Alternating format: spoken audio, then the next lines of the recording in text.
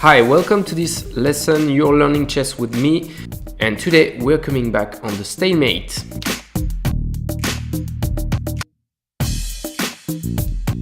So checkmate and stalemate can be very confusing, and that's why we're coming back on the stalemate. This is my iPhone app, Chess Trainer. Don't forget to download it. A lot of free stuff inside. There can be sometimes a confusion between checkmate and stalemate. That's what we're going to see in the next example. You're white. Your position is overwhelming. You have one queen and two rooks versus a pawn and a knight, so you should win, no question about that. But now the question is how. You can choose rook takes g6 or rook takes h6 or another move. So what do you think is the best move in this position?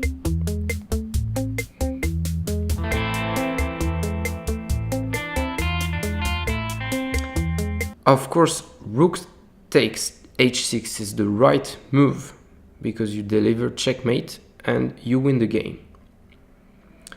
On the other hand, if you choose rook takes g6, this is a huge mistake because look at this final position.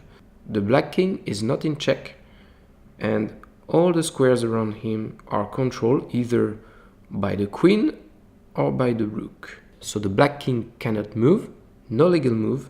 This is stalemate and this is a draw. And if this happens to you, you'll be very upset to let the win slip away like that. So the line between the checkmate and the stalemate is very, very thin. You have to be careful in winning positions, especially when your opponent no longer has pieces on the board, or if those pieces are pawns that are blocked or pieces that are pinned. There are some possibilities of stalemate. And this is another famous example. So as white, you have one queen, and so this is a winning, purely winning position. You want to deliver checkmate on c7, so for this purpose, you've just moved your queen to d6. Fair enough. However, all the squares around the black king now are controlled by the white pieces one way or another. In consequence, the black king cannot move anymore, and this is stalemate again. So queen to d6 was in fact a huge mistake. And if you add a few pawns here that are blocked, it doesn't change anything. This is still a draw by stalemate. I want to show you this other example. You're white and you've just moved your knight to f6.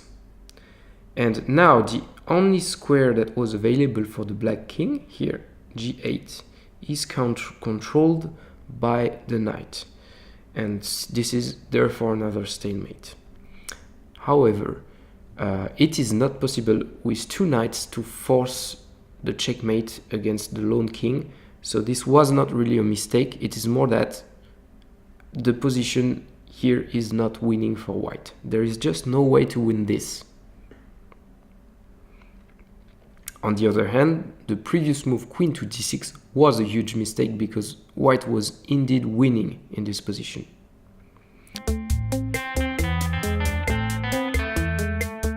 And we'll finish with a very important example for endgame theory. This is white to play. Do you have a way to keep your pawn, promote it, and win the game?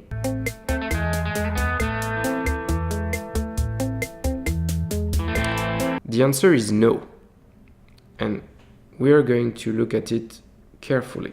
This is important for endgame theory. Do you have a way to keep the pawn? The white pawn is blocked here. So your next move has to be a king move. All those squares are controlled by the black king. Therefore, you can only move to one of those blue squares here. So if you move your king to c7, c6, c5, d5 or e5, it's the same. Black captures the white pawn. and this is a draw. Therefore, your only attempt to save your pawn is to move your king to e6. It protects the pawn after all. But here, the black king has no legal move, and this is a stalemate. So coming back to this position, if it's white to play, then this is a draw because of the stalemate. This lesson is now over, so I hope the notion of stalemate is clearer to you, because this is very important. Subscribe to my mailing list below to receive the next video in your mailbox. Don't forget to download my app, it's full of free stuff, it's on the iPhone. The next video will be about mating patterns in the middle game. I hope to see you there. Bye bye!